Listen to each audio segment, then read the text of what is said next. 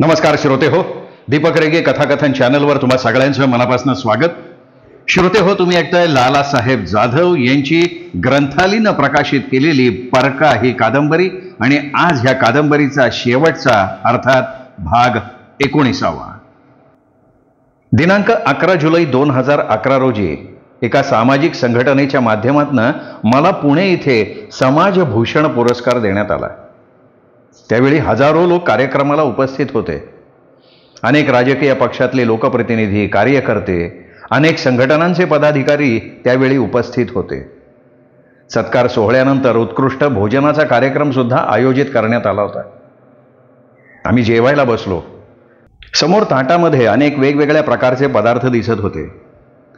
जेवायला सुरुवात केली आणि माझ्यासमोर 40 वर्षांपूर्वीचा प्रसंग उभा राहिला. घरची परिस्थिती अत्यंत हलाखीची असल्यामुळे आमच्या जेवणात भाकरी आणि चटणी किंवा मिरचीचा ठेचा अथवा एखाद्या वेळेसच ते सुद्धा पाण्यासारखं पातळ कालवण असायचं. गव्हाची चपाती, भात किंवा पुरणपोळी फक्त सणाला मिळायची आम्हाला खायला. त्यामुळे गावात किंवा शेजारच्या गावात अथवा वाड्या वस्तीवर एखादा लग्न समारंभ किंवा 10व्याचं 13व्याचं जेवण असल्यास आम्ही जेवणासाठी दुपारीच ज्या घरी जेवण असेल त्या ठिकाणी चालत जायचो. आम्हाला जेवताना कोणीही जेवणासाठी भांडं किंवा पात्र किंवा पत्रावळी सुद्धा देत नव्हतं. त्यामुळे आम्ही घरातली एखादी पितळी, पाणी पिण्यासाठी जर्मन किंवा पितळाचा तांब्या एखाद्या फाटक्या पिशवीत घ्यायचो आणि जेवणासाठी मैलोन मैल घर सोडून जायचो. पहिल्या पंक्तीला आम्ही जेवलोय असं मला कधीच आठवत नाही. सगळ्यांची जेवणं झाल्यानंतर शेवटच्या पंक्तीला आम्ही बसायचो. पंक्तीत इतरांपासून सुमारे 10 फूट अंतर ठेवून जेवायला बसायचो. कधी कधी तर जेवणासाठी अनेक मैल जाऊन सुद्धा आम्हाला जेवण दिलं नसल्यामुळे उपाशी पोटी पायी चालत परत घरी यायचो. त्या दिवशी घरच्या लोकांना वाटायचं की हा जेवायला गेलाय त्यामुळे तिथनं जेवण करून येईलच, म्हणून घरी आमचं जेवण बनवलेलं नसायचं. घरीही जेवण नसल्यामुळे आम्हाला अनेक वेळा उपाशी पोटी झोपावं लागत होतं. मी इयत्ता 5वीच्या वर्गात शिकत होतो. मोरगावपासून जवळच जोगवडी नावाचं एक गाव आहे. त्या ठिकाणी देशमुखांच्या घरी लग्न होतं. मोरगावातील अनेक प्रतिष्ठित लोकांना आमंत्रण होतं. आम्ही कैकाड्यांच्या मुलांनी विचार केला की आपण त्या लग्नाला जेवायला जाऊ. म्हणून मी आनंदा, महादुबुवा, मारुती, हनुमंता, सुलन, मालन, कमल, टाकाऱ्याचा दत्तू, मांगाचा सोमा इत्यादी 10-12 जण जेवणासाठी चालत निघालो. आम्हाला आमंत्रणाची आवश्यकता नसायची. कार्यक्रमांच्या जेवणाच्या अगोदर 2 तास चालत चालत पोहोचलो होतो. जोगवडी गावातील भोसले यांच्या घरातलं लग्न असल्यामुळे अनेक प्रतिष्ठित मंडळी आली होती. लग्न सोहळा दिमाखात झाला. लग्न लागल्यानंतर जेवणाच्या पंक्ती केव्हा बसतात यावर आमचं लक्ष. एकदाच्या पंक्ती बसल्या, पण पहिल्या 3 पंक्तींमध्ये आम्हाला जेवायला बसू दिलं नाही. शेवटच्या पंक्तीत आम्ही 10-12 जण जेवायला बसलो होतो. पण आम्हाला थोडा थोडा भात दिला आणि जेवण संपलं म्हणून आम्हाला तिथून अक्षरशः हाकलून दिलं. आमचा जेवणाबाबत अपेक्षाभंग झाला. अतिशय दुःखी मनानं आम्ही सगळेजण तांब्या पितळ्या घेऊन घरी चालत आलो. आम्हाला अनेक वेळा अशा प्रसंगांना सामोरं जावं लागत होतं. अपमान सहन करावा लागत होता, कारण या सर्व घटनेला व प्रसंगांना आमची गरिबी हीच कारणीभूत ठरत होती. काही ठिकाणी आम्ही जेवायला गेल्यावर आम्हाला चांगली सुद्धा वागणूक मिळालेली आहे. एखाद्या ठिकाणी जेवायला गेल्यावर जेवणा अगोदर गोड जेवणाचा वेगळाच वाद येत असे. आम्हाला वाटायचं आपली परिस्थिती गरिबीची आहे, आज आपण पोट भरून गोडधोड पदार्थ खाऊ, 2-3 महिने भूक लागणार नाही असं जेवण करावं असं वाटायचं. पण भूक लागणं ही शारीरिक प्रक्रिया आहे. आत्ता कितीही पोटभर खाल्लं तरी उद्या भूक लागणार ती लागणारच. आजही समाजातले गरीब किंवा श्रीमंत यामधील आणि त्याचप्रमाणे जाती जमातीमधला भेदभाव फार मोठ्या प्रमाणात आहे. आज देखील जातीपाती, उच्च नीच, गरीब श्रीमंत ह्या असलेल्या दरीमध्ये मोठी तफावत आहे. माझ्या मते या दरीमधलं अंतर माणसांच्या मनाला लागलेल्या किडीमुळे कधीच दूर होणार नाही. एखाद्या ठिकाणी गोडधोड पदार्थ असलेल्या ठिकाणी आम्ही जेवायला गेल्यावर काही चांगले लोक आम्हाला भरपूर जेवायला देत होते. त्यावेळी जेवणामध्ये गव्हापासून बनवलेल्या रोटत म्हणजेच तेलच्या किंवा गव्हापासून बनवलेली गुळ घातलेली लापशी. एखाद्या श्रीमंत व्यक्तीच्या घरी जेवण असेल तर बुंदी किंवा लाडवाचं जेवण. आम्हाला गोड पदार्थ वाढताना आणि आम्ही जेवण करत असताना समोर आई बाबा, माझी भावंडं, बहिणी दिसायच्या आणि चांगलं जेवण असून सुद्धा त्या आठवणीनं घशात घास उतरत नसायचा. घास घशामध्येच अडकत होता. म्हणून आम्ही जेवण करत असताना आम्हाला जे वाढलंय त्यामधलं थोडं जेवण घरच्या लोकांसाठी काढून बाजूला ठेवत असायचो. अशा प्रकारे वाढपी प्रत्येक वेळेला वाढायला येतील त्यावेळी प्रत्येक वेळी वाढलेला पदार्थ थोडा थोडा करून पिशवीमध्ये टाकत असायचो आणि जेवणं आटोपली किंवा पंक्ती उठल्या की आम्ही पाणी पिऊन उठायचो. आम्ही अनेक वेळा पाणी न पिता घरी येत होतो. घरी आल्यावर आम्ही जेवत असताना थोडं थोडं काढून ठेवलेले पदार्थ आईकडे द्यायचो. आईला आनंद व्हायचा आणि तोच पदार्थ घरी असलेल्या भाऊ बहीण सर्वांना आई थोडा थोडा द्यायचे. सर्वजण आणलेल्या थोड्याशा अन्नानं समाधानी व्हायचे. आम्ही लहान असताना घरातल्या कर्त्या पुरुषाचा शब्द अंतिम असायचा. सगळ्यांना घरातल्या प्रमुखाचं ऐकावं लागायचं. एकमेकांबद्दल आदर होता, जिव्हाळा होता. एकाला काही झालं तर दुसऱ्याला दुःख व्हायचं. घरची गरिबी असली तरी घरात वातावरण आनंदी असायचं. लोक अल्पसंतुष्ट असायचे. आज काळ बदललाय. पूर्वी एकमेकांचा आदर करणारे भाऊ नोकरी लागल्यानंतर किंवा लग्न झाल्यानंतर एकमेकांचे वैरी होतात. घरातला एकत्रितपणा जपण्यापेक्षा आपापसात भांडत बसतात आणि त्याचा परिणाम मुलाबाळांवर होतो. मुलं सुद्धा घरातल्या जवळच्या माणसांना परक्यासारखं बघायला लागतात. आपल्या वाईटावर असलेल्या बाहेरच्या लोकांना धडा शिकवण्यापेक्षा घरातला आपला सख्खा भाऊ विरोधकांच्या दावणीला जाऊन आपला भाऊ किंवा आपले नातेवाईक कसे अडचणीत येतील याची आखणी करत बसतो. आपल्याच अस्थनीतल्या निखाऱ्यामुळे आपलंच घर जाळण्याचा प्रयत्न आपल्याच स्वकीयांकडून केला जातोय. त्यामुळे आपल्या आईवडिलांनी सर्व भावांना एकत्र राहण्याचा दिलेला संदेश पायदळीत उडवला जातोय. आपल्याच घराण्यातलं रोपटं मुळासकट उपटून नामशेष करण्याचा प्रयत्न केला जातोय. आपल्याच घरातले किंवा जवळचे नातेवाईक एकमेकांचे शत्रू होत चाललेत. त्यामुळे पुढच्या पिढीच्या मनातल्या आपल्या घराबद्दलची आपुलकी, आदर, वडीलधाऱ्यांबाबत असलेली श्रद्धा लोप पावण्याच्या मार्गावर आहे. घरातली एखादी व्यक्ती आपलं संपूर्ण कुटुंब एकत्रित करण्याचा प्रयत्न करत असताना आपलेच स्वकी त्या व्यक्तीला परका समजतात, अडचणीत आणतात, त्याला बदनाम करतात. म्हणून आपुलकी, प्रेम, माया, आस्था, जिव्हाळा इत्यादी शब्द शब्दकोशातनं नामशेष होण्याच्या मार्गावर असल्याचं मला तरी वाटतंय. परक्यांनाही आपलं करतील असे काही शब्द गोड असतात. शब्दांनाही कोडं पडावं अशी काही गोड माणसं असतात. किती मोठं भाग्य असतं जेव्हा ती आपली असतात. या अशा प्रकारचं काव्यसुद्धा खोटं ठरतंय अशी माझी धारणा होत चालली आहे. आयुष्यात खूप काही करायची प्रत्येकाची इच्छा असते. केवळ एकच नाही तर अनेक इच्छा असतात. पण नुसत्या इच्छा असून उपयोग नाही. कारण इच्छा कितीही मनापासूनच्या असल्या तरी त्या पूर्ण होतात असं नाही. असेल माझा हरी तर देईल खटल्यावरही असं म्हणतात ना, तसं नाही होत. साऱ्या इच्छांना प्रामाणिक प्रयत्नांची जोड असावीच लागते. नुसते प्रयत्न नाही तर जिद्दीचे प्रयत्न, अथक प्रयत्न. जेव्हा सारं काही अगदी संपलं अशी परिस्थिती निर्माण होते तेव्हा सुद्धा निराश न होता प्रयत्न करत राहिलं पाहिजे. म्हणजे यश मिळतंच मिळतं. अगदी लहानपासून समजायला लागल्यापासून अत्यंत दारिद्र्यात अतिशय प्रतिकूल परिस्थितीत दिवस काढले असल्यानं माझ्या इच्छा, आकांक्षा खूप होत्या. मला माझ्या कुटुंबाची तर परिस्थिती बदलायचीच होती. सगळ्यांचा विकास करायचा होता, सगळ्यांना सुखी करायचं होतं आणि त्याचबरोबर मला माझ्या कैकाडी समाजासाठी खूप काही करायचं होतं. कैकाडी समाजाची परिस्थिती सुधारण्यासाठी मी प्रयत्न करत होतो. आज सुद्धा प्रयत्न करतोय. सुदैवानं माझ्या प्रयत्नांना परिस्थितीची साथ मिळत गेली.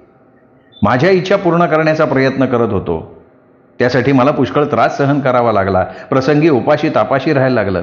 अनेकदा उगाचच अपमान सहन करायला लागला. आयुष्याचाच कंटाळा यावा, सगळं सोडून कुठेतरी दूर निघून जावं अशी पराकोटीची निराशा माझ्या मनात अनेकदा दाटली. पण त्या स्थितीतूनही मी बाहेर पडलो. नेमके त्याच वेळी मला मार्गदर्शन करणारे, मदत करणारे, हाताला धरून सुखरूप किनारी लावणारे कुणी ना कुणी भेटत गेले. त्यामुळेच मी आज अशा स्थितीत आहे. त्याची जाण ठेवून मी सुद्धा कुठल्याही गरजवंताला मदत करण्यासाठी सदैव तत्पर असतो. मी 21 ऑगस्ट 1981 रोजी विधानमंडळ सचिवालयात नोकरीला हजर झालो. त्यानंतर काही दिवसात विधानमंडळाच्या विमुक्त जाती आणि भटक्या जमाती कल्याण समितीचं कामकाज बघायची जबाबदारी माझ्याकडे आली. त्या अनुषंगानं संपूर्ण महाराष्ट्रातील शासकीय कार्यालय, महापालिका, जिल्हा परिषदा, महाराष्ट्र विद्युत मंडळ, महाराष्ट्रातली विद्यापीठं, यामध्ये सेवेत असलेल्या विमुक्त जाती आणि विमुक्त जमातींच्या उमेदवारांची भरती, बढती, आरक्षण आणि त्यांच्या कल्याणकारी योजना यांची शासनाचे निकष आणि धोरणे यानुसार अंमलबजावणी केली आहे किंवा नाही याबाबत समितीबरोबर दौरे करून त्यांना न्याय देण्याचं काम आम्ही करत होतो.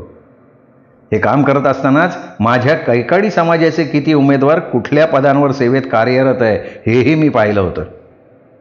त्याकाळी कैकाडी समाजाचे फार थोडे लोक सरकारी सेवेत आहेत असं शासनाकडून उपलब्ध झालेल्या कागदपत्रांवरनं निदर्शनाला आलंय. विधानमंडळाच्या विमुक्त जाती आणि भटक्या जमाती कल्याण समितीचं काम करत असताना राज्यातील कैकाडी समाजाच्या उमेदवारांची जात प्रमाणपत्राची पाहणी करत असताना माझ्या लक्षात आलं की पश्चिम महाराष्ट्र, मराठवाडा आणि कोकण विभागातला कैकाडी समाज हा विमुक्त जाती आणि भटक्या जमातीत समाविष्ट असून विदर्भातला कैकाडी समाज अनुसूचित जातीत समाविष्ट करण्यात आलाय. एकाच राज्यात एकच जात दोन वेगवेगळ्या मागासवर्गीय प्रवर्गात समाविष्ट आहे हे लक्षात आल्यानंतर केंद्र शासनाकडून कैकाडी समाजाला सापत्न भावाची वागणूक दिली जात आहे म्हणून त्याला न्याय मिळवून देण्यासाठी आम्ही प्रयत्न सुरू केले. त्यासाठीची आमची धडपड आज सुद्धा चालू आहे. माझं पाठीच्या मणक्याचं ऑपरेशन झालं. पाठीला 23 टाके पडलेले आहेत. त्या आजारातून मी बरा झालो. डॉक्टर वेंगसरकरांनी केलेल्या ऑपरेशन नंतर मी माझ्या पाठीच्या दुखण्यातनं पूर्णपणे बरा झालो. ऑपरेशन नंतरच्या विश्रांतीनंतर माझं नेहमीचं रुटीन सुरू झालं. त्यानंतरच्या कालावधीत मी सरकारी कामानिमित्त पुष्कळ प्रवास केला. भारतातल्या काश्मीरपासून कन्याकुमारीपर्यंत मी पुष्कळ प्रवास केला सरकारी कामाच्या निमित्तानं. जवळजवळ 7 वर्ष त्या पदाची जबाबदारी माझ्यावर होती. शासकीय कार्य करत असताना मी सामाजिक कार्यसुद्धा करत होतो. सरकारी सेवेत असताना अथक प्रयत्नांतीही हे काम शेवटाला जाऊ शकलं नाही. मात्र हे काम मी पूर्ण करीन अशी माझी जिद्द आहे. त्यासाठी मी इतिहासात शिकलेला पावनखिंडीचा धडा नेहमी समोर ठेवतो. तोच माझ्या समोरचा आदर्श आहे. बाजीप्रभूंनी महाराज गडावर पोहोचेपर्यंत घोडखिंड लढवण्याचा दृढनिश्चय केला होता आणि महाराज पन्हाळगडावर पोहोचेपर्यंत त्यांनी मोगल सैन्याला खिंडीत रोखून धरलं होतं. अत्यंत जखमी अवस्थेत ते लढत राहिले आणि अखेर महाराज गडावर पोहोचल्याच्या 5 तोफा वाजल्या तेव्हा त्यांनी आपले प्राण सोडले. कैकाडी समाजावर असलेलं क्षेत्रीय बंधन दूर करण्याचं काम माझ्यासाठी तितकंच महत्त्वाचं आहे, तसंच महत्त्वाचं आहे आणि त्यासाठी माझ्या अखेरच्या श्वासापर्यंत मी लढत राहणार आहे. सरकारी सेवेत असताना मी प्रयत्न केले, पण आता सेवेतून निवृत्त झाल्यानंतरही मी बार्टीच्या माध्यमातून प्रयत्न चालू ठेवले आहेत. कैकाडी समाजावर गावोगावी हल्ले होत. त्यांच्यावर होणाऱ्या हल्ल्यांना वाचा फोडण्यासाठी मी विधानसभा आणि विधान परिषदेच्या माध्यमातून आमदार, मंत्री, विरोधी पक्षनेते यांच्यामार्फत न्याय द्यायचा प्रयत्न करत होतो. कैकाडी समाज मोठ्या प्रमाणात अडाणी, गरिबीनं गांजलेला, त्यात पुन्हा धर्मानं त्यांच्यावर अस्पृश्यतेचं लांछन लादलेलं, त्यातूनही माणसं लढा देत होती, स्वतःच्या अस्तित्वासाठी लढत होती. जी शिकलेली होती त्यांना उमजायला लागलं होतं, पण धनदांडगे विनाकारण त्यांच्या गरिबीचा, त्यांच्या अल्पसंख्याक असण्याचा फायदा घेत होते. मुकी बिचारी हवी तशी हाका, ना हाक ना बोंब अशी माझ्या समाजाची अवस्था झालेली होती. शासकीय नोकरीत असतानाही मी समाजाच्या गाऱ्हाण्याला सामोरं जायचो. मला जावं लागायचं. गप्प बसणं मनाला पटतच नव्हतं. त्यातूनच पुढे कैकाडी समाजासाठी वेगळी आर्थिक तरतूद करण्यासाठी मी शिफारस केली. वेळोवेळी पाठपुरावा केला. त्यातूनच राज्यातल्या भटक्या आणि विमुक्त जाती, भटक्या जमाती यांच्यासाठी वसंतराव नाईक महामंडळाची निर्मिती झाली. महामंडळ अस्तित्वात येण्यात माझा खारीचा वाटा आहे असं मी समजतो. विधानमंडळाच्या तारांकित प्रश्न कक्षात कार्यरत होतो मी तेव्हा राज्यातल्या कैकाडी समाजाचं क्षेत्रीय बंधन उठवून उर्वरित राज्यातल्या समाजाचा अनुसूचित जातींमध्ये समावेश करण्याबाबत विधानसभेत आणि त्याचप्रमाणे विधान परिषदेत अनेक वेळा तारांकित प्रश्न उपस्थित करून मी शासनाचं लक्ष वेधलं होतं. विधानसभेच्या सभागृहात आमदार नरसय्या आडाम यांनी केलेल्या कैकाडी समाजाचं क्षेत्रीय बंधन उठवण्याच्या लक्षवेधी सूचनेवर सविस्तर चर्चा झाली. त्याशिवाय तत्कालीन सामाजिक न्यायमंत्री चंद्रकांत हंडोरे यांनी कैकाडी समाजाच्या प्रश्नांवर असमाधानकारक उत्तर दिल्यामुळे बऱ्याच आमदारांनी निषेध म्हणून 3 वेळा सभात्याग केला. आमच्या कैकाडी समाजापुढे अनेक प्रश्न आहेत. कैकाडी समाजाबाबत महाराष्ट्र राज्यात एक अतिशय चमत्कारिक गोष्ट आहे. अशी गोष्ट संपूर्ण देशात इतर कुठल्याही जाती जमातीच्या बाबतीत नाही. त्यामुळे कैकाडी जमातीच्या प्रगतीत मोठा अडथळा निर्माण झालाय आणि ही गोष्ट म्हणजे महाराष्ट्रात कैकाडी जमातीवर असलेलं क्षेत्रीय बंधन. कैकाडी समाज महाराष्ट्रातल्या सर्व जिल्ह्यात पसरलाय. पण विदर्भात राहणारे कैकाडी आणि उर्वरित महाराष्ट्रात राहणारे कैकाडी यात सरकारी पातळीवर फार मोठा भेदभाव करण्यात आलाय. विदर्भातला कैकाडी समाज अनुसूचित जातीमध्ये समाविष्ट आहे आणि उर्वरित महाराष्ट्रातला कैकाडी समाज विमुक्त जाती अ मध्ये समाविष्ट करण्यात. विदर्भातल्या कैकाडी समाजाची आणि आमची भाषा एक आहे, चालीरीती एक आहेत. विदर्भातल्या कैकाडी समाजाशी आमचे नातेसंबंध आहेत. विदर्भातले कैकाडी आणि उर्वरित महाराष्ट्रातले कैकाडी ह्या समाजामध्ये रोटीबेटी व्यवहार होत आहेत. त्यांच्या मुली उर्वरित महाराष्ट्रातल्या समाजात दिलेल्या आहेत, आमच्या मुली त्यांनी केल्या आहेत. हे सर्व सारखं असतानाही उर्वरित महाराष्ट्रामधील आम्हाला विमुक्त जाती अ मध्ये समाविष्ट करण्यात आलंय. माझं आणि आमच्या सगळ्या संघटनांचं मत की महाराष्ट्रामधल्या सर्व कैकाडी समाज हा अनुसूचित जातीमध्ये समाविष्ट केला गेला पाहिजे. गेली अनेक वर्ष आम्ही ती मागणी करतोय. या भेदभावामुळे उर्वरित महाराष्ट्रातल्या कैकाडी समाजाला केंद्र शासनाच्या सवलती मिळत नाहीत. केंद्र शासकीय नोकरीत त्यांची अनुसूचित जातीच्या जागेवर निवड होऊ शकत नाही. केंद्र शासनाच्या अंगीकृत असलेल्या उद्योगांची एजन्सी मिळत नाही एवढंच काय, पण समाजातल्या कोणालाही व्यवसाय धंद्यासाठी केंद्र शासनाकडनं आर्थिक कर्ज मिळत नाही, अनुदानही मिळत नाही. वसंतराव नाईक महामंडळ स्थापन करण्यात आलंय, पण मिळणारं कर्ज मात्र फार अल्प आहे. त्यातून कणगी टोपली बनवणं एवढेच पारंपरिक व्यवसाय नाईलाजानं करायला लागतात. समाजातली मुलं मुली नव्यानं शिकतायत, त्यांना पारंपरिकतेला फाटा देऊन नवा उद्योग सुरू करायची इच्छा आहे, पण अर्थार्जनाअभावी ते काहीही करू शकत नाहीत. इतर विकसित समाजांच्या प्रवाहात त्यांना आणण्यासाठी कैकाडी समाजाचं प्रादेशिक बंधन उठवून सर्व समाजाला विदर्भाप्रमाणे अनुसूचित जातींमध्ये समाविष्ट करणं अत्यंत गरजेचं आहे. अन्यथा त्यांची स्वातंत्र्यपूर्व काळापासून आजपर्यंत जी परिस्थिती आहे ती काही बदलणार नाही. उलट त्यामुळे मुलं नैराश्यावरून वाममार्गाला लागण्याची शक्यता जास्त आहे. समाजाला अनुसूचित जातींमध्ये समाविष्ट करा म्हणून आम्ही राज्य शासन केंद्र शासन यांच्याकडे अर्ज करून सतत पाठपुरावा करतोय. राज्य शासनाकडनं या संदर्भात केंद्र सरकारकडे अनेक वेळा ठराव गेलेत, पण त्याबाबत केंद्र शासनानं तांत्रिक अडचणी निर्माण करून ते ठराव राज्य शासनाकडे परत पाठवलेत. पण ह्या सगळ्या प्रकारात नुकसान होतंय ते कैकाडी समाजातल्या माणसांचं, विशेष करून युवा वर्गाचं. केंद्र शासनानं 1976 साली खाटीक समाजाचं क्षेत्रीय बंधन उठवून त्याला अनुसूचित जातींमध्ये समाविष्ट केलंय. खाटीक समाजाला जो न्याय मिळाला तोच न्याय कैकाडी समाजालाही मिळावा एवढीच आमची माफक मागणी आहे. माझ्या शासकीय सेवेत असताना आम्ही अनेक वर्ष कैकाडी समाजाचा अनुसूचित जातींमध्ये समावेश व्हावा म्हणून प्रयत्न चालू ठेवले होते. माझा लढा आज सुद्धा सुरू आहे. कैकाडी समाजाचं क्षेत्रीय बंधन उठवून विदर्भाप्रमाणे उर्वरित महाराष्ट्रातल्या कैकाडी समाजाला अनुसूचित जातींमध्ये समाविष्ट करण्यासाठी अनेक मोर्चे, आंदोलनं, रास्ता रोको, विधानभवनावर मोर्चे, घेराव, विधानसभेत अनेक वेळा तारांकित प्रश्न, अतारांकित प्रश्न, अर्धा तास चर्चा, लक्षवेधी सूचना, याशिवाय लोकसभा आणि राज्यसभेत खासदारांच्या माध्यमातून तारांकित अतारांकित प्रश्न उपस्थित करण्याचा मी प्रयत्न केलाय.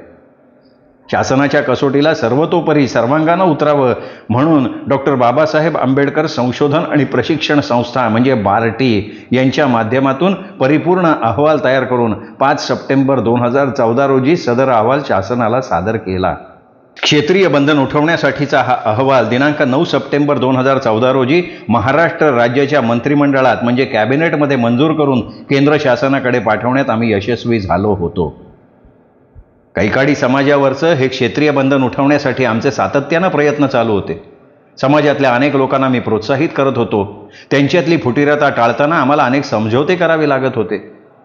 काही असमंजस अज्ञानापोटी समाजात विनाकारण दुही माजवत होते. यात वेगवेगळ्या संघटनांची किंवा मंडळांची नेते मंडळी सुद्धा होती. समाजाच्या भल्यासाठी आपण झगडतोय हेच त्यांना कळत नव्हतं. बाहेर 2 मजली इमारत बांधणं सोपं आहे, पण राहत्या घराचे निसटलेले आढे सांभाळणं फार कठीण होऊन बसलं होतं. आम्ही सातत्यानं अनेक मंत्री, आमदार, मुख्यमंत्री यांना भेटून आमचं गाऱ्हाणं मांडत होतो. त्यांचं आम्हाला सहकार्य सुद्धा मिळत होतं. यात व्यंकप्पा पत्की, रमेश शेंडगे, विजय मोरे, प्रकाश शेंडगे, नरसय्या आडाम, गणपतराव देशमुख, तत्कालीन आमदार देवेंद्र फडणवीस, गिरीश बापट, सुधीर मुनगंटीवार, राम शिंदे, नितीन गडकरी, दिवाकर रावते अशा अनेक लोकांनी आम्हाला मदत केली होती. त्याचप्रमाणे तत्कालीन मुख्यमंत्री पृथ्वीराज चव्हाण, तत्कालीन केंद्रीय मंत्री सुशीलकुमार शिंदे, आमदार प्रणिती शिंदे ही सुद्धा सर्व मंडळी आमच्या पाठीशी खंबीर उभी होती, आम्हाला मार्गदर्शन करत होती. याच संदर्भात 12 जुलै 2014 रोजी सह्याद्री अतिथीगृहात समाजाचे कार्यकर्ते घेऊन त्यांची मुख्यमंत्री पृथ्वीराज चव्हाण आणि सामाजिक न्याय मंत्री शिवाजीराव मोघे व सचिव सामाजिक न्याय विभाग यांच्या समवेत बैठक झाली. क्षेत्रीय बंधनं उठवून कैकाडी समाज अनुसूचित जातींमध्ये समाविष्ट करावा असा ठराव करून आणि तसं आदेशपत्र तयार करून महासंचालक बार्टीकडे पाठवण्यात आलं. मात्र दुर्दैव असं की अहवाल बार्टीकडे पोहोचला आणि काही अतिउत्साही कार्यकर्त्यांनी बार्टी आणि बार्टीच्या महासंचालकाला एकाच दिवशी 65 फोन कॉल करून दबाव आणण्याचा प्रयत्न केला. यात प्रामुख्याने समाजाचे पदाधिकारी म्हणून घेणाऱ्यांचा आणि अनेक सभासदांचा सहभाग होता. त्यामुळे तत्कालीन महासंचालक परिहार साहेब नाराज झाले, समाजाचा प्रस्ताव बाजूला ठेवून दिला. एक दिवशी आम्ही महाराष्ट्र राज्य कैकाडी समाज संघटना आणि कैकाडी समाज वधूवर सूचक मंडळ पुणे यांचे प्रमुख पदाधिकारी पुण्यातल्या डॉक्टर बाबासाहेब आंबेडकर संशोधन आणि प्रशिक्षण संस्थेत गेलो. माझ्या समवेत हनुमंतराव माने गुरुजी शेळगावकर, आरजी जाधव, ॲडव्होकेट दीपक शामदिरे, जयशंकर माने, सोमनाथ जाधव, रघुनाथ जाधवर, प्रवीण कुमार जाधव होते. बार्टीचे महासंचालक परिहार साहेब यांची आम्ही भेट घेतली. मी त्यावेळी महाराष्ट्र विधानमंडळात अव्वर सचिव या पदावर कार्यरत होतो. या कामासाठी मी माझ्या कार्यालयाकडनं 15 दिवसांची रजा मंजूर करून घेतली होती. बार्टीच्या अधिकाऱ्यांच्या मदतीनं आणि राज्यात उपलब्ध असलेल्या संदर्भ ग्रंथांच्या साहाय्यानं अहवाल तयार करून घेतला होता. राज्यातलं कैकाडी समाजाचं क्षेत्रीय बंधन उठून कैकाडी समाजाला विदर्भाप्रमाणे अनुसूचित जातीमध्ये समाविष्ट करण्यात यावं असा बार्टीमार्फत तयार करून घेतलेला अहवाल आम्ही 5 सप्टेंबर 2014 रोजी महाराष्ट्र शासनाला सादर केला. त्यानंतर ऐनवेळचा विषय म्हणून तो 9 सप्टेंबर 2014 रोजी कॅबिनेटच्या मीटिंगमध्ये चर्चेसाठी ठेवला गेला होता. त्यावेळी अजितदादा पवार, RR पाटील गृहमंत्री महाराष्ट्र राज्य, सहकार मंत्री हर्षवर्धन पाटील, नितीन राऊत, वर्षा गायकवाड, RD शिंदे हे मान्यवर या मंत्रिमंडळाच्या बैठकीला उपस्थित होते. त्या दिवशी मंत्रिमंडळाच्या बैठकीत अहवाल सादर करायचा असल्यामुळे कैकाडी समाजानं शासनाला सादर केलेल्या अहवालाच्या 150 सेटच्या 150 झेरॉक्स प्रतीचे 4 गठ्ठे डोक्यावरून वाहवण्याचं काम मी आणि माझ्याबरोबर ॲडव्होकेट दीपक शामदिरे, सोमनाथराव जाधव, प्रवीण कुमार जाधव यांनी मिळून केलं आणि त्या प्रती मंत्रालयातल्या सामाजिक न्याय विभागात सादर केल्या. त्यानंतर नवीन सरकार आलं. मुख्यमंत्री देवेंद्र फडणवीस यांच्या मंत्रिमंडळाच्या बैठकीतही हा प्रस्ताव मंजुरीसाठी पाठवण्यात आला होता. त्यानंतर मंजुरीसह सदर प्रस्ताव केंद्र शासनाकडे पुढच्या कारवाईसाठी पाठवण्यात आला. पण अजूनपर्यंत राज्यातल्या कैकाडी समाजाचं क्षेत्रीय बंधन उठवून विदर्भाप्रमाणे अनुसूचित जातींमध्ये समावेश करण्याबाबतचा प्रश्न प्रलंबित राहिला याची मला खंत आहे. आजही मी तो प्रश्न धसाला लावायला धडपडतोय. यासाठी मी समाजाच्या दोन्ही संघटना एकत्र करून बार्टी पुणे यांच्याकडून 1 सप्टेंबर 2017 रोजी कार्यशाळेचं आयोजन केलं. सविस्तर चर्चा झाली. पण संघटनेच्या काही पदाधिकाऱ्यांनी माझ्या विरुद्ध बिनबुडाचे आरोप करत महासंचालकांना लेखी निवेदन दिलं. मला वाईट वाटलं. तरी माझं मन मला सांगत होतं की मी ज्यांच्यासाठी धडपडतोय त्यांना आज जरी आपली चूक नाही कळाली तरी उद्या त्यांची चूक त्यांच्या लक्षात येईल. माझ्या विरोधात निवेदन दिल्याची चूक ज्या दिवशी त्यांच्या लक्षात येईल तेव्हा माझं कार्य सफल झालं, ते माझ्या समाजाच्या कारणी लागलं असं मी समजेन. समाजाच्या क्षेत्रीय बंधनाचा गाडा चिखलात रुतलेला आहे. त्याच्यासाठीचा एल्गार सतत चालू ठेवावा असं मला वाटत होतं, वाटत आहे आणि त्यासाठी माझे प्रयत्न चालू आहेत. माझ्या शासकीय सेवेच्या कालावधीत मी माझ्याकडे आलेले प्रश्न प्रत्यक्ष किंवा अप्रत्यक्ष रीतीनं सोडवण्याचा प्रयत्न करतच होतो. आज सरकारी सेवेतनं निवृत्त झाल्यानंतर सुद्धा माझ्या समाजासाठी काहीतरी करावं अशी इच्छा माझ्या मनी जागृत आहे. उलट ती इच्छा आता दिवसेंदिवस जास्त तीव्र होतीये. कैकाडी समाजासाठी मला थोडंफार काही करता आलं, पण मनात एक रुखरुख आहे ती अशी की कैकाडी समाजावर असलेलं क्षेत्रीय बंधन दूर करण्याच्या कामात मात्र अथक प्रयत्न करून सुद्धा हवं तसं यश पदरात पडलेलं नाही. दरवेळी त्यात काही ना काही अडचणी येतच राहिल्या. अगदी हाताशी आलेलं यश दूर निघून गेलं. 31 मार्च 2016 रोजी महाराष्ट्र विधानमंडळ सचिवालयातनं 36 वर्ष प्रदीर्घ सेवा करून मी शासकीय सेवेतनं सन्मानानं निवृत्त झालो. एक सल कायम राहिली की कैकाडी समाजावर असणारं क्षेत्रीय बंधन उठवण्याबाबत संदर्भ ग्रंथासह अहवाल पूर्ण करून महाराष्ट्र शासनाला सादर केला. शासनाला सादर केलेला अहवाल राज्य मंत्रिमंडळात मंजूर करून केंद्र सरकार पाठवण्याबाबत यशस्वी झालो. सदर प्रस्ताव केंद्र शासनाकडनं काही त्रुटी काढल्यावर पुन्हा राज्य शासनाकडे आला होता. केंद्र शासनानं काढलेल्या त्रुटींचं उत्तर तयार करून सदर प्रस्ताव महाराष्ट्र शासनामार्फत पुन्हा केंद्र शासनाकडे पाठवण्यात मी यशस्वी झालो.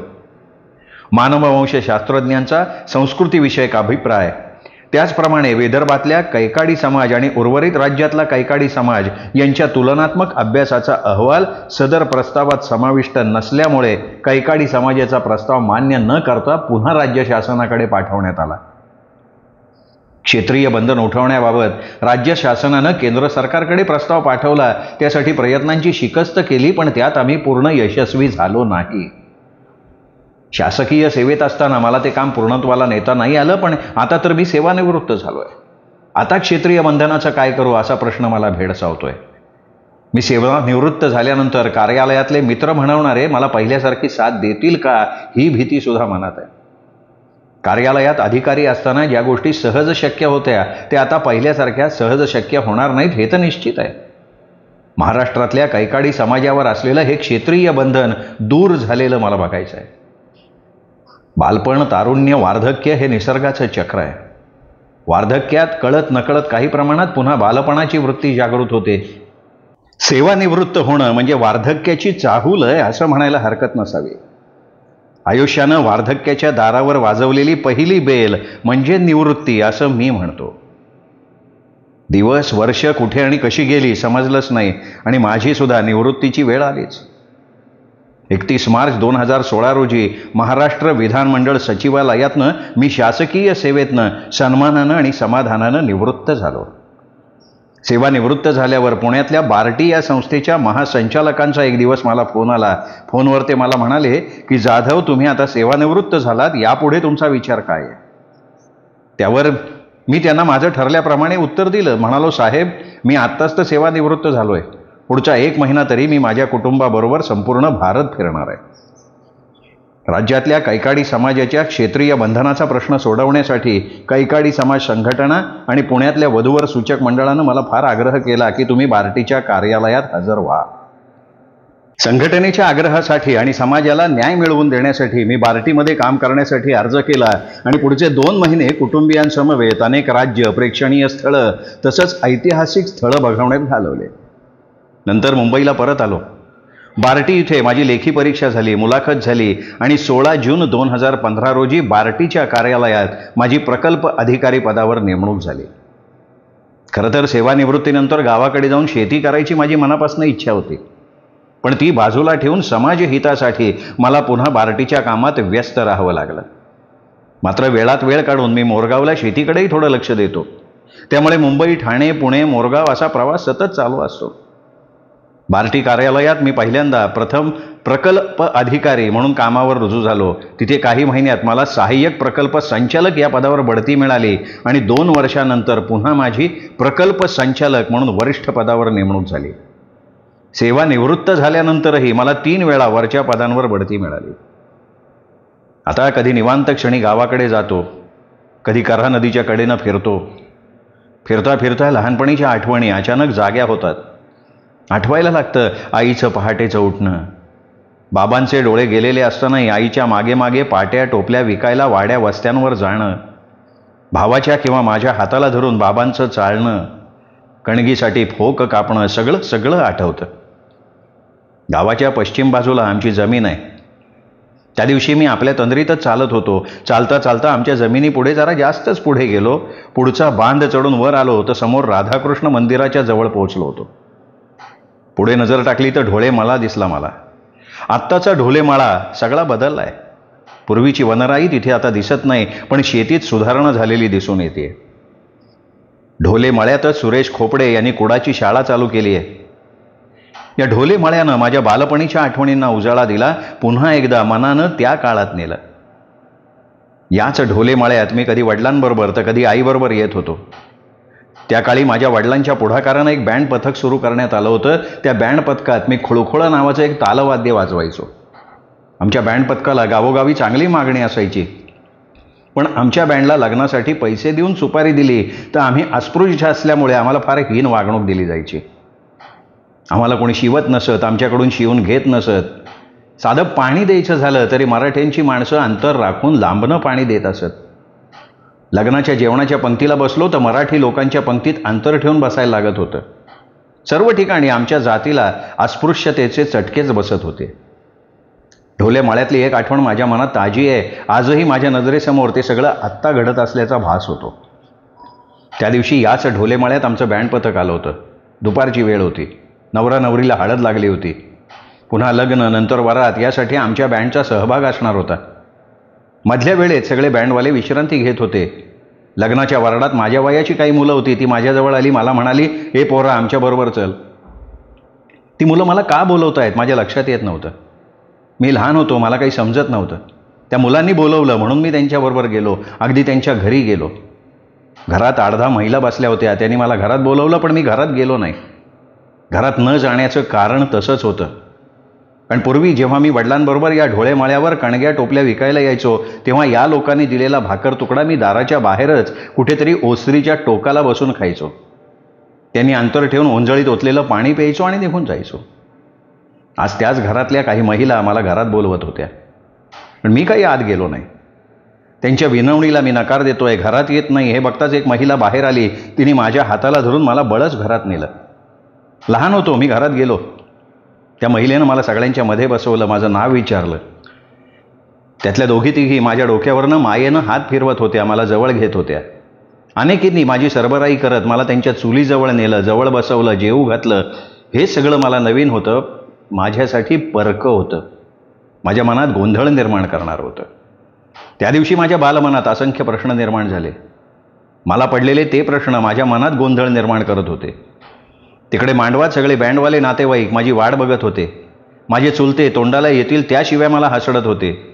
त्यांच्या शिव्यांचा भडीमार सहन करत मी त्यांच्यासमोर निमूटपणे उभा होतो. नाय मांगुंडे न कोळाक कॅतड सरक वांदिरा का हिंट हॉट दिर्रिक वंदिरा उलटी घाल निणक बाबांना कैटून निक ईड रकैकी. घाबरलो होतो. आता वडील उठून काहीतरी फेकून मारतील असं वाटत होतं. मग मी ढोले माळ्यातली घडलेली हकीकत आठवली तशी सांगितली, पण विश्वास नाही ठेवला कोणी. सगळ्यांना खोटं वाटलं ते. ती माणसं ह्या कैकाड्याच्या पोराला चुलीजवळ बसवून का जेवू घालतील? त्या रात्री आम्हा बँडवाल्यांचा मुक्काम तिथल्या मारुतीच्या देवळात होता. संध्याकाळी पुन्हा 30-4-5 मुलं अंधार पडायच्या तोंडावर माझ्या जवळ आली, मला बोलवायला लागली.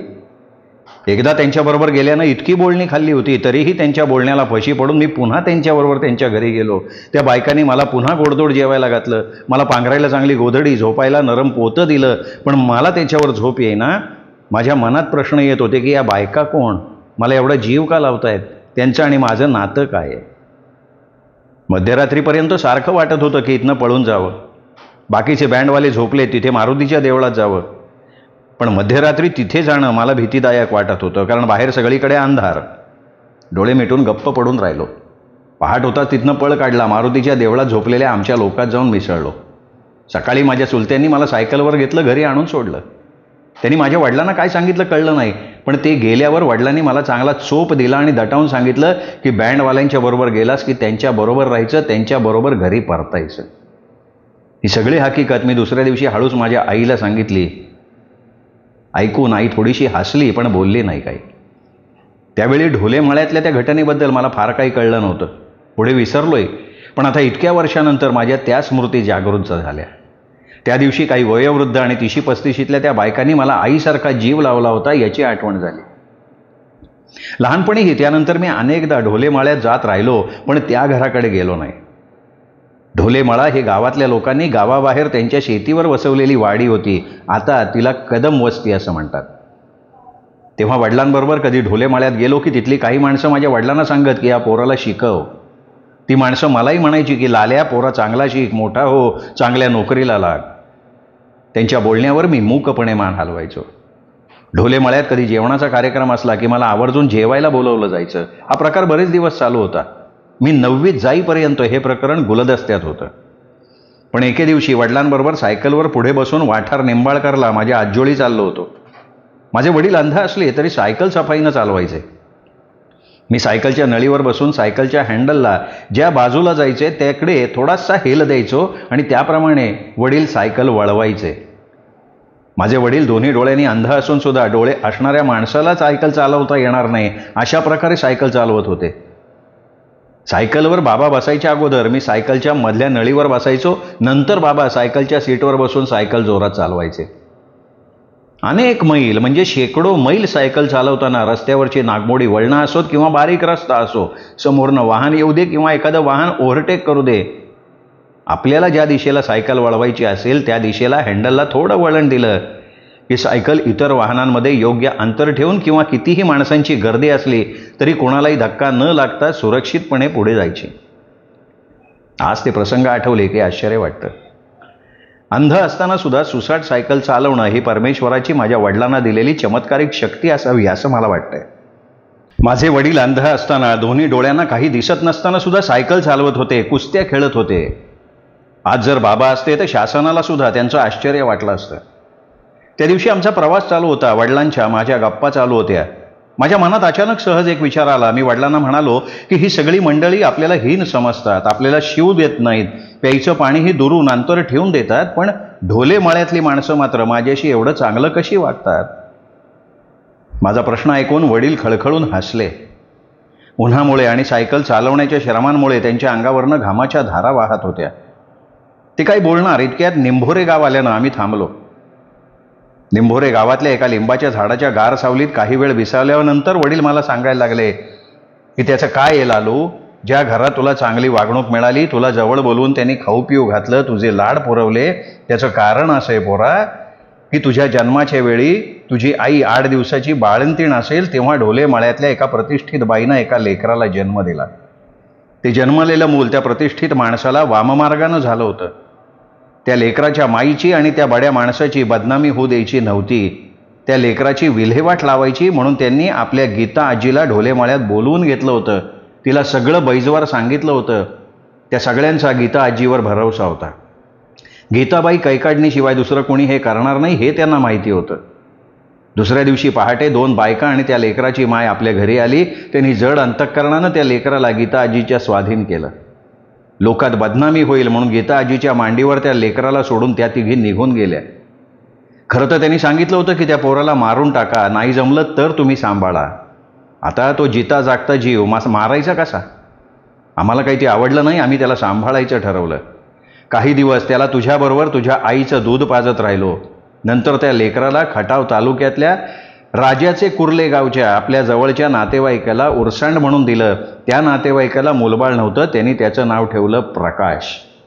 पुढे प्रकाश मोठा झाला, त्याचं लग्न झालं, त्याला मुलंबळं झाली. पण त्या ढोलेमाळ्यातल्या लोकांना वाटत होतं की त्यांनी गीता कैकाडणीच्या हाती दिलेलं मूल म्हणजे तू, लाला नामदेव जाधव, तू त्यांच्या घराण्यातला म्हणून तुला ते जीव लावायचे. पुढे तो शिकून मोठा झालास, विधानमंडळ सचिवालयात नोकरीला लागलास, तेव्हा तर त्यांची खात्रीच पटली.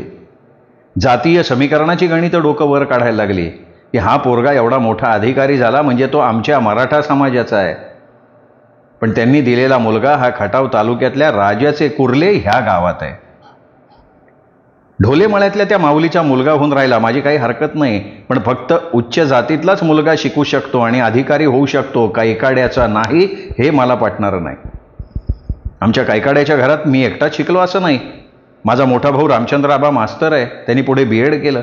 तो शिक्षण विस्तार अधिकारी झाला. सुरेश हा पोलीस सब इन्स्पेक्टर आहे. संजय इलेक्ट्रिकल अधिकारी झालाय. मी राधाई नामदेव जाधव या आईच्या पोटी जन्माला आलोय आणि नामदेव शिवराम जाधव या पहिलवानकी करणाऱ्या आणि पुढे देवीच्या रोगात अंधत्व आलेल्या नामदेव कैकाड्याचा मुलगा मी आहे, हे मात्र नक्की. त्या पहिलवान नामदेव जाधव नावाच्या माझ्या बापाची दुर्दम्य इच्छा होती की मी माझ्या मुलांना शिकवीन. मी तर लहानपणापासून आई वडिलांच्या बरोबर कष्ट करत आलो. शालेय आणि माध्यमिक शिक्षण घेत असताना 3 वेळा शिक्षण बंद करण्याची स्थिती निर्माण झाली. त्यावर मात करत केवळ आईवडिलांची प्रबळ इच्छाशक्ती म्हणून जिद्दीने आम्ही सगळी भावंड शिकत गेलो. महाविद्यालयीन शिक्षण पूर्ण केलं. चांगला नोकरीधंदा करायला लागलो.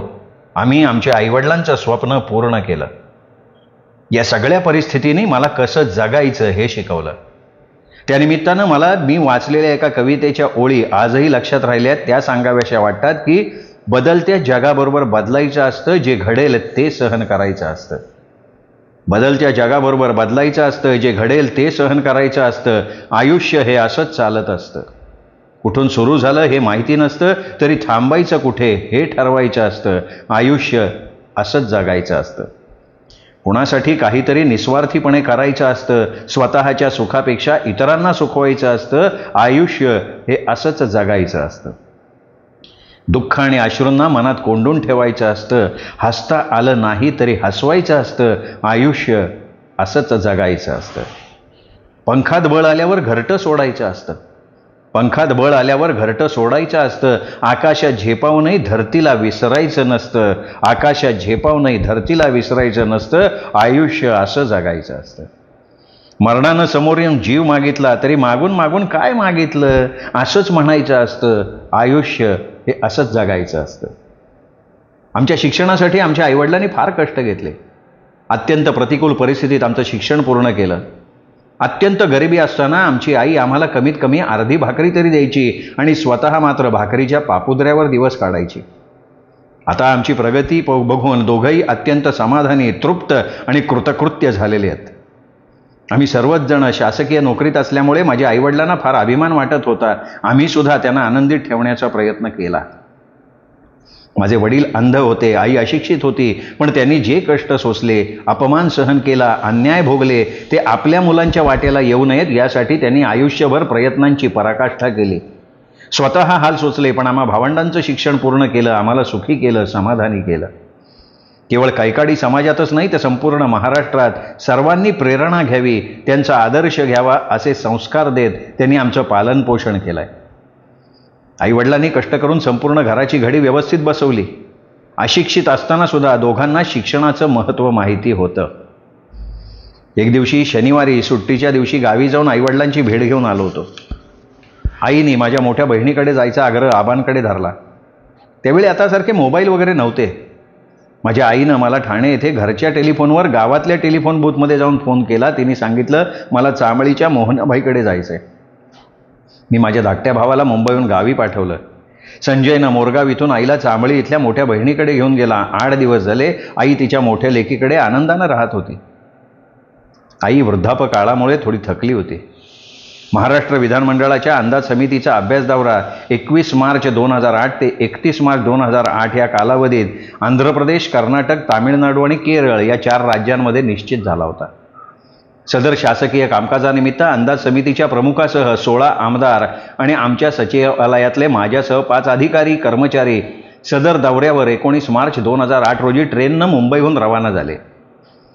आमच्या या राज्याचा अभ्यास दौरा चालू असताना 25 मार्च 2008 रोजी त्रिवेंद्रममधल्या हॉटेल समुद्रा इथे फोन आला मला. मी दौऱ्यावर जाताना आमच्या शासकीय दौऱ्याचा सगळा कार्यक्रम माझे मोठे बंधू आभा आणि लहान भावाला दिला होता. त्यामध्ये कुठल्या दिवशी कुठल्या राज्यात कोणत्या ठिकाणी कुठे मुक्काम सविस्तर माहिती या दौऱ्याच्या कार्यक्रमाची नमूद केली होती. ज्या ठिकाणी मुक्काम त्या ठिकाणच्या हॉटेलचा टेलिफोन क्रमांक दिला. त्या माहितीच्या आधारे आबांनी मला हॉटेल समुद्राच्या टेलिफोनवर रात्री 9:30 वाजता फोन केला. फोनवर आबा बोलत होता. मी आणि उपसचिव व्ही.डी. जोशी दोघं हॉटेलमधल्या एका रूममध्ये एकत्र राहत होतो. आबांनी सांगितलं की आई चांबळी इथेच आहेत, पण तिची प्रकृती खालावली आहे, शक्य झालं तर तू ताबडतोब गावी ये. त्यांनी फोन ठेवला. मला काही सुचत नव्हतं. आमचं अजून जेवण झालेलं नव्हतं. कसा तरी 2 घास डाळ भात खाल्ला, बॅग भरली आणि आमच्या समितीच्या प्रमुखांना गावी माझी आई गंभीर असल्याची कल्पना दिली. त्यांनी मला गावी जायची परवानगी दिली. पण तिथून निघण्यासाठी आमच्या सचिवालयाचे प्रधान सचिव यांची सुद्धा परवानगी आवश्यक होती. म्हणून रात्री 10:30 वाजता मी तत्कालीन प्रधान सचिव विलास पाटील यांना फोन केला आणि माझ्या आईच्या प्रकृतीविषयी माहिती दिली. सध्या सुरू असलेला दौरा अर्धवट सोडून गावी जायची परवानगी घेतली. त्यांनी मला परत प्रवासाची मौखिक परवानगी दिली. त्याच वेळी दुसऱ्या दिवशी सकाळी 8 वाजता त्रिवेंद्रम इथून पुण्याला जायला विमान होतं. मी लवकर उठलो, त्रिवेंद्रमच्या विमानतळावर गेलो. विमानात बसलो. 10:30 वाजता सकाळी पुण्यात पोहोचलो. पुण्यातून मोरगावला खाजगी वाहनानं गेलो, पण आईला उपचारासाठी चांबळीतनं फलटण इथल्या खाजगी हॉस्पिटलमध्ये दाखल केलं होतं. त्या ठिकाणी माझी भाची रुपाली माने ही नर्सचं काम करत होती. त्यामुळे हॉस्पिटलमध्ये आईवर चांगले उपचार सुरू होते. मोरगाव इथून मी, भीमाप्पा आणि माझे कुटुंब फलटण इथल्या हॉस्पिटलमध्ये पोहोचलो. त्या ठिकाणी माझे बरेच नातेवाईक एकत्र झाले होते. आईची प्रकृती थोडी गंभीरच. तिचा श्वासोच्छवास फार वाढलेला दिसत होता. तिला श्वास घ्यायला त्रास होत होता. तिचा जीव कासावीस होत होता. त्यामुळे उपचार सुरू होते डॉक्टरांतर्फे, पण आईच्या प्रकृतीत सुधारणा होत नव्हती. 5 दिवस झाले तरी सुधारणा झाली नाही. आम्ही सर्वांनी एकत्रपणे निर्णय घेतला की फलटणपेक्षा बारामती इथे उपचारासाठी चांगल्या मशिनरी आहेत, बारामतीच्या हॉस्पिटलमधले उपचार चांगले होतील. आम्ही फलटणच्या हॉस्पिटलमधनं डिस्चार्ज घेतला आणि बारामतीमधल्या गिरिराज हॉस्पिटलमध्ये आईला ॲडमिट केलं. त्या ठिकाणी 8 दिवस चांगल्या प्रकारे उपचार झाले, पण आईच्या प्रकृतीत सुधारणा नाही. त्यामुळे आईवर लक्ष ठेवण्यासाठी तिच्याजवळ मोठी बहीण मोहनाबाई आणि दुसरी बहीण ताराबाई या 2 बहिणींना ठेवलं आणि आम्ही सगळेजण मोरगावच्या घरी आलो. दुपारी 3 नंतर आईची प्रकृती जास्त खालावली. वास्तविक बघता गेल्या 8 दिवसांपासून आई कोणाशी काही बोलत नव्हती, फक्त सगळ्यांना बघत होती. संध्याकाळी हॉस्पिटलमधनं फोन आला की पेशंट जवळच्या जबाबदार नातेवाईकांना हॉस्पिटलमध्ये ताबडतोब बोलवून घ्या, पेशंटची प्रकृती गंभीर आहे. तो फोन आल्यानंतर मी, सुरेश, संजय आम्ही 3 जण बारामतीच्या हॉस्पिटलमध्ये पोहोचलो. डॉक्टर रमेश भोईटेंना भेटलो. त्यांनी आईला पूर्ण तपासलं. माझी आई निस्तेज पडून होती, डोळे मिटले होते, हालचाल बंद होती, श्वासोच्छवास बंद झाल्यासारखा वाटत होता. डॉक्टर भोईटेंनी आम्हाला त्यांच्या केबिनमध्ये बोलवलं, खुर्चीत बसवलं आणि मला सांगितलं की जाधव, तुमची आई तुम्हाला सोडून गेली आहे. फार दुःख झालं. आईने तिच्या सगळ्या मुलांना तळहातावरच्या फोडाप्रमाणे जपलं, लहानाचं मोठं केलं. स्वतः उपाशी राहिली, पण सगळ्यांना वाढलं, रक्ताचं पाणी केलं, नेत्राचा दिवा केला, हाडाची काढं केली आणि आम्हा सगळ्या भावंडांना स्वतःच्या पायावर उभं केलं. अनेक रात्री आमची चातक पक्षाप्रमाणे वाट बघणाऱ्या आईनं गाढवं सांभाळण्याची काठी आणि हातातल्या कावळीच्या फोकाची पाटी विणायची सोडून लिहायची पाटी आमच्या हातात दिली. 27 मार्च 2008 रोजी माझी आई आमच्या कोणाची वाट न बघता न विचारता आम्हाला सगळ्यांना कायमची सोडून गेली. आमच्या घरावर दुःखाचा डोंगर कोसळला. आम्हाला फार वाईट वाटलं. अशी ही सगळ्यांची आई आम्हाला सोडून दूर गेली, ती कायमची आमच्याकडे परत न येण्यासाठी. जीवनामध्ये कितीही संकट आली तरी त्या संकटांवर धैर्याने मात कशी करायची हे शिकवणाऱ्या माझ्या बाबांचा मृत्यू झाला आईच्या निधनाच्या अगोदर 23 मे 2001 रोजी मोरगाव या गणपतीच्या तीर्थक्षेत्रात. अशा प्रकारचे आईवडील समाजातल्या सर्व थरात निर्माण झाले पाहिजेत आणि आईवडिलांचा उद्धार करणारी पिढी त्यांच्या पोटी निर्माण झाली पाहिजे, अशी शिकवण आम्हाला त्यांच्याकडनं मिळाली. आमच्या कैकाडी समाजातल्या इतर आईवडिलांप्रमाणे आमच्या आईवडिलांनी आम्हाला सुद्धा त्यांच्या पिढीच्या धंद्यामध्ये कायम ठेवलं असतं तर आम्ही अशिक्षित राहिलो असतो. इतरांप्रमाणे टोपल्या पाट्या विकून गावोगाव भटकंती करत पोटाची खळगी भरत राहिलो असतो. गावातली डुकरं पकडून त्यांना अमानुषरित्या मारून त्यांच्या मांसाची विक्री करत बसलो असतो किंवा 4 डुकरं 3 गाढवं 2 कुत्री बाळगून नदी ओढ्याला मासे पकडत फिरत बसलो असतो. आमच्यापैकी कोणी एखाद्यानं बँड पथक काढलं असतं, दुसऱ्याच्या लग्नात बँडचा धंदा केला असता. आमचंही जीवन कष्टमय, दुःखी होऊन पूर्वीप्रमाणे भटक्या जमातीचं जीवन बनलं असतं. जीवन अंधकारमय झालं असतं आणि आमची मुलं बाळंसुद्धा आमच्या पावलावर पावलं टाकत भटकं जीवन जगली असती. थोडक्यात सांगायचं तर आम्ही केवळ समाजातच नाही तर स्वतःपासूनही परकेच राहिलो असतो. श्रोते हो, ही होती लालासाहेब जाधव यांची ग्रंथालीनं प्रकाशित केलेली परका ही कादंबरी. कादंबरी इथे संपली आहे. कादंबरी कशी वाटली जरूर कमेंट करा. मित्रपरिवारात नातेवाईकात शेअर करा. पुन्हा भेटूयात अशाच उत्तम साहित्य कलाकृती सकट. तोपर्यंत नमस्कार मित्रो.